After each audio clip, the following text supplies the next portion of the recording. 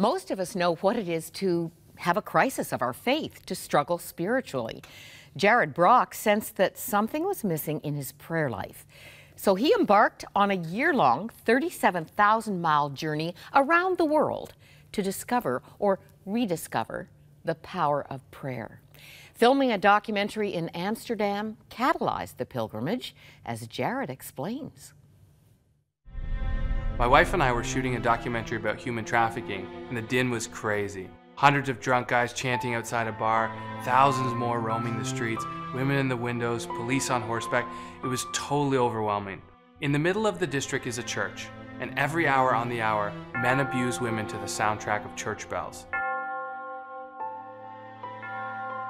As I stood in the middle of this, I thought, God, you need to end this. I thought, God, I need your power in prayer. I spent time on Mount Athos, the all-male Orthodox island in Greece. They don't even allow female animals. The whole place needs a woman's touch.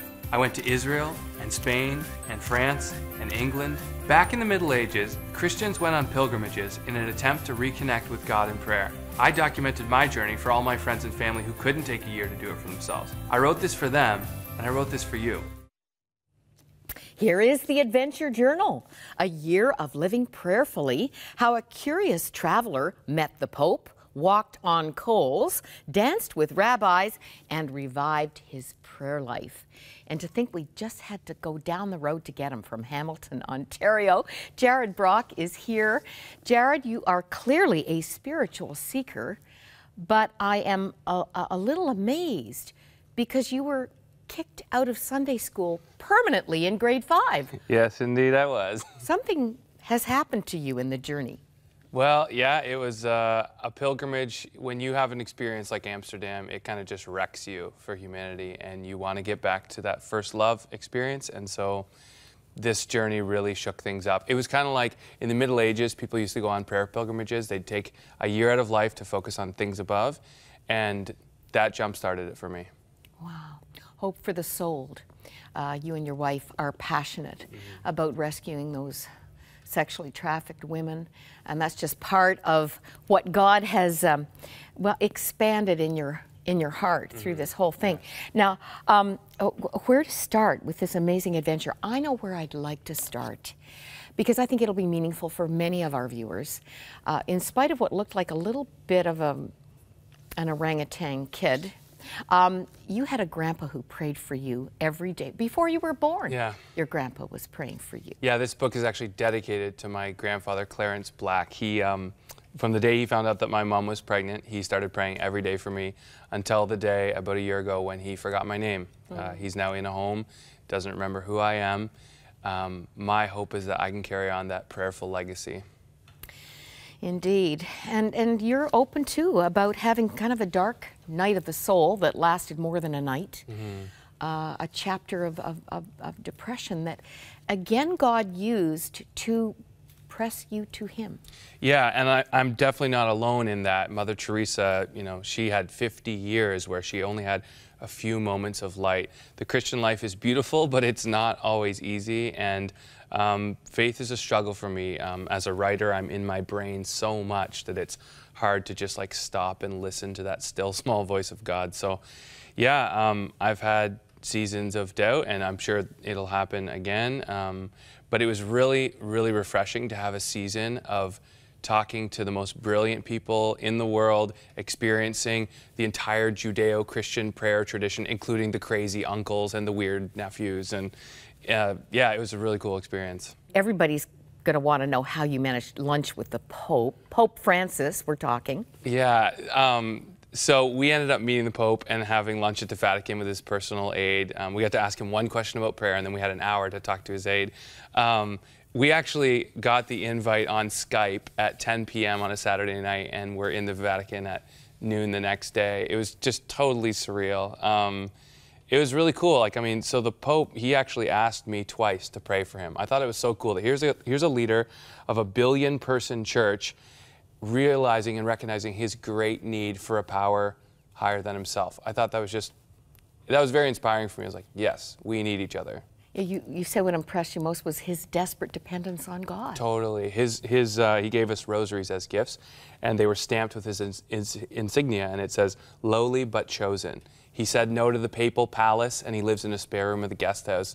Just, yeah, he eats in the cafeteria. He was at the next table for lunch. I love that you have quotes about prayer all through the book. Pope Francis said, "Do not be content to live a mediocre Christian life. Walk with determination along the path of holiness." Fun that you got back to your apartment and there was a message that saying with great apology, "Sorry, you can't have lunch with the Pope." Yeah, we got a rejected letter. God made a way for you Yeah. in this journey. Yeah, I actually don't even own this book. My wife and I set up a second nonprofit that actually owns it. So all the author royalties from this will go to missions and ministry. And what's really cool is my publisher, Tyndale, is actually owned by a nonprofit too. And they've given away the modern equivalent of over $170 million so far. So we're praying that this book does a double good in the world, that it really connects people to Christ in prayer, and that we can give away to things in need. So yeah, we're really hoping that people just really love this story and enter into it. Well, we know why you did this. I'm really eager to know, what did you bring home? By the way, this was Easter 2013 departure, Easter Passover return 2014. What a year, what interesting timing. What have you brought home to your prayer life? There are so many different things. One of them that I learned on Mount Athos was the idea of connecting physicality to spirituality. So they pray the Jesus prayer as they breathe in and breathe out. And the idea is that every breath will become a prayer, and they'll begin to pray without ceasing. So I've tried to find ways to, so when I shower, God cleanse me from all unrighteousness. As I drive, I pray about my spiritual journey. As you put on clothes, putting on the armor of God. Silence was a big one. I went to the Taizé prayer community in France, and we would have 8 minutes of silence at the beginning of every prayer time. And before this year, prayer was God was Santa Claus, and I was asking for things all the time. Whereas that would be terrible in your marriage. You need to have a dialogue, not a monologue. It's not a speech. So my prayer time is a lot more quiet now. I'm trying to listen. And then like Benedict or at Labora, pray and work, pray and work. And somewhere at the intersection of my work and the prayers that God is answering, life change happens. I love that. These are all things that we can apply, which is why you've given us the book. And it is very entertaining. Good. I'm glad You're going to laugh out loud in some places, and these few minutes certainly aren't enough to unpack the adventure. I want to say, too, that this becomes considerably a walk through church history because of the places that you went. Totally. When you go to places like Avila, Monte Cassino, Assisi, when you find the kitchen where Brother Lawrence wrote, the practice of the presence of God. Yeah, it was a walk down church history. I got to pray in John Wesley's prayer closet using his Bible, his stool. That's something I'll never forget. Okay, we have to stop, but I'm going to, which one? I think I'm going to pick, I didn't know that St. Teresa of Avila is considered the doctor, was called the doctor of prayer. Wow. Yeah, she was wild. 500 years ago, here's a woman in the middle of nowhere in Spain who is connecting with God on a level that we can't even imagine. And she wrote a book called The Interior Castle. We go through 7 mansions of the soul, and she's very esoteric and mystical, and maybe even a little bit over my head at some points. But yeah, she was fascinating. Well, she demystified prayer when she said, prayer is nothing else than being on terms of friendship with God. It's a constant communion with Christ. That's it. Jared Brock, livingprayerfully.com is a place where we can go and see more of the video. You are still making those marvelous films. Yes. And an activist in your own wonderful way. Thank you so much. Yeah, thanks for having me. Thanks for doing it and for sharing it. And maybe prayer is something you're thinking about for the first time. Sounds marvelous, doesn't it? We have a 24-hour prayer line here.